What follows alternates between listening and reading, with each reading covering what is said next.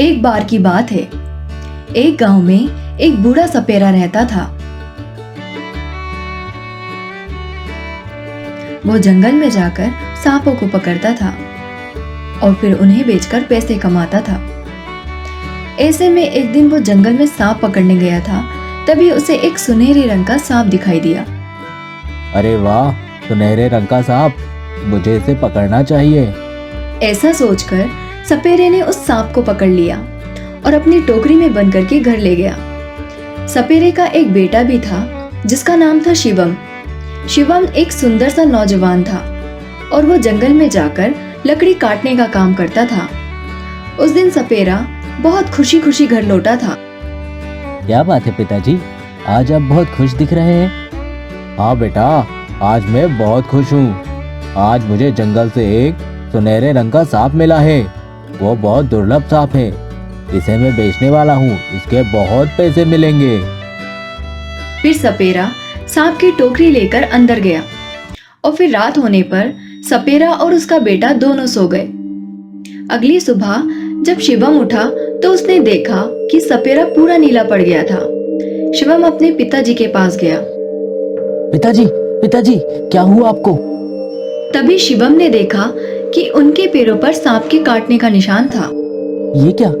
इनकी सांसें चल रही है। मुझे जल्दी से किसी डॉक्टर को बुलाना होगा। रुक जाओ, वो एक लड़की की आवाज थी। तभी शिवम ने मुड़कर देखा तो उसके सामने एक सुंदर सी लड़की खड़ी थी। उसने सुनहरे रंग के कपड़े पहने थे। कौन हो तुम? अंदर कैसे आई? तुम्हारे पिताजी ने ही मुझे पकड़कर यहाँ लाया था और तुम मुझसे पूछ रहे? क्या? हाँ, कल तुम्हारे पिता जिस नाग को पकड़कर लाए थे मैं वही हूँ। उन्हें लगा मैं एक साधारण सांप हूँ, पर मैं एक इच्छाधारी नागिन हूँ। मतलब तुमने मेरे पिताजी को डसा? हाँ, पर मैंने इसे ज्यादा जहर नहीं दिया। पहले मैंने सोचा था कि मैं तुम दोनों को डसकर खत्म कर दूंगी, लेकिन जब तुम्हें देखा तो मुझे ऐसा लगा जैसे मुझे अपने सपनों का राजकुमार मिल गया। मैं तुम्हारी पत्नी बनना चाहती हूँ। क्या? लेकिन मैं तो एक इंसान हूँ। तो क्या हुआ, मैं इंसानी रूप में ही तुम्हारे साथ रहूंगी। तुमसे शादी कर सकूं इसलिए मैंने तुम्हारे पिता को भी नहीं मारा, बस थोड़ा सा ही जहर दिया। मुझे माफ कर दो, मैं एक नागिन से शादी नहीं कर सकता। मुझे पिताजी को डॉक्टर के पास ले जाना है। तुम चली जाओ। मेरे अलावा और कोई भी तुम्हारे पिता की जान नहीं बचा सकता। क्या? हाँ, इस जहर का कोई तोड़ नहीं है। मैं इनके शरीर से जहर वापस खींच लूंगी, पर तुम्हें मेरे साथ जंगल में चलना होगा और मुझसे शादी करके वहीं रहना होगा, नहीं तो तुम्हारे पिताजी की मौत तय है। शिवम को कुछ समझ नहीं आ रहा था। नहीं, मैं अपने पिताजी को मरने नहीं दे सकता। तुम उन्हें ठीक कर दो नागिन। मैं तुमसे शादी करने के लिए तैयार हूँ। नागिन ये सुनकर खुश हो गई और सांप का रूप लेकर सपेरे के शरीर का जहर वापस खींच लिया। फिर वो वापस इंसानी रूप में आ गई। अब कुछ देर में ही इन्हें होश आ जाएगा। अब जल्दी से मेरे साथ चलो। क्या अभी? हाँ, आज पूनम की रात है।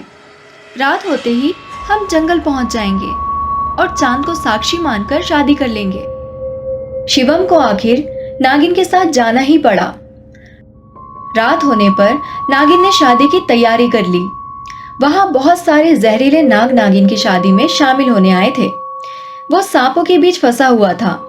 शिवम सोच में पड़ गया कि इस नागिन के चंगुल से कैसे बचे। फिर उसे एक तरकीब सूझी।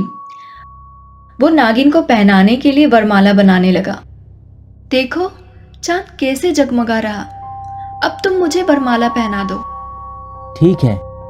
शिवम ने उसे अपनी बनाई हुई माला पहना दी। अगले ही पल नागिन बेहोश होकर जमीन पर गिर गई। शिवम ने उस माला में कुछ बेलपत्र छुपा दिए थे, जिससे नागिन की शक्ति चली जाती है। इस नागिन से तो शादी करने से बच गया, पर अब इन जहरीले सांपों से कैसे बचूं? तभी उसे एक बीन की धुन सुनाई देने लगी और सारे सांप उस धुन को सुनकर इधर उधर जाने लगे। अब शिवम के सामने भागने का रास्ता था। शिवम के पिताजी ही बीन बजाते हुए जंगल की तरफ आए थे। पिताजी, आप यहाँ? मुझे लगा ही था तुम मुसीबत में हो। मैंने नागों को अपने वश में कर दिया है। अब जल्दी से भागो यहाँ से। फिर शिवम और उसके पिताजी जंगल से भाग निकले और शिवम नागिन से शादी करने से बच गया।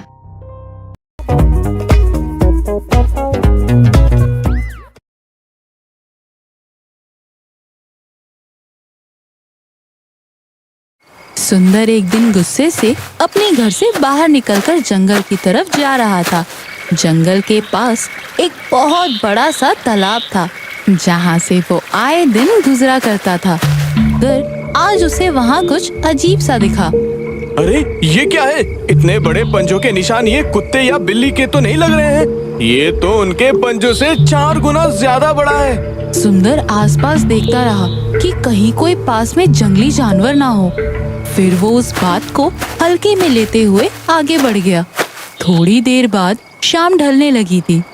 इससे पहले कि मैं किसी जंगली जानवर का शिकार बन जाऊं, मुझे वापस घर लौट जाना चाहिए। फिर वो वापस लौटने लगा, मगर उसे अपने उल्टे हाथ की तरफ एक बड़ा सा गुफा दिखा। अरे ये गुफा यहाँ कब बन गया? मैं तो इतने सालों से यहाँ से आना जाना कर रहा हूँ। यहाँ तो कोई गुफा नहीं थी। मुझे चलकर एक बार देखना चाहिए।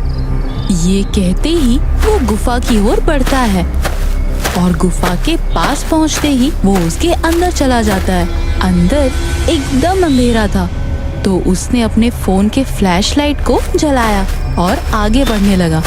कुछ देर बाद उसे किसी के खर्राटों की आवाज आई। वो उस आवाज की खोज में आगे बढ़ने लगा। तभी उसे एक बड़ा सा चट्टान दिखता है जिसके ऊपर एक बड़ा सा जानवर सोए हुए रहता है।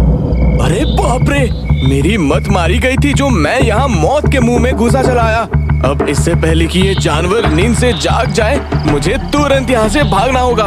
ये कहते ही वो हड़बड़ी में पीछे मुड़ा और भागने लगा, मगर उसके हड़बड़ाहट के चक्कर में उसने अपने पैरों से कई सारे पत्थरों को मार दिया, जिस वजह से काफी शोर मच गया और उस जानवर की नींद खुल गई। कौन है यहाँ? आज किसकी मौत उसे मेरे पास खींच कर लाई है? वो जानवर एक बड़ा सा वेयरवुल्फ था जिसने सुंदर को भागते हुए देख लिया था। उस वेयरवुल्फ ने जादू से सुंदर को अपने पास खींच लिया और उसे अपने हाथ में दबा लिया। सुंदर वेयरवुल्फ की भयानक आंखें देखकर डर के उसके हाथों में ही बेहोश हो गया। कैसा कमजोर दिल है इस इंसान का, मुझे देखते साथ साथ बेहोश हो गया। चलो कोई बात नहीं, इसे होश आए फिर इसे कच्चा चबा कर खाऊंगा। वेयरवुल्फ तब तक अपनी गुफा में इधर उधर हो रहा था और कुछ देर बाद सुंदर को होश आ गया। इस इंसान को जल्दी होश क्यों नहीं आ रहा है? अब जब तक ये होश में नहीं आता तब तक मैं इसे खा भी नहीं सकता। चिल्लाते हुए इंसानों को खाने का मजा ही कुछ और होता है। सुंदर ने उसकी सारी बातें सुन ली और सुंदर बेहोश होने का नाटक करता रहा। फिर वेयरवुल्फ सुंदर से कुछ दूर पर जाके उसकी तरफ पीठ करके खड़ा था। बस सुंदर ने इसी मौके का फायदा उठाते हुए वो वहाँ से भागता हुआ उस गुफा से बाहर निकलने लगा और जब तक वेयरवुल्फ ने उसे देखा तब तक वो गुफा से बाहर निकल चुका था। वेयरवुल्फ भी भागता हुआ उसके पीछे पीछे जाने लगा। ये क्या हो रहा है? मेरे पैर इतने धीरे धीरे क्यों दौड़ने लगे हैं?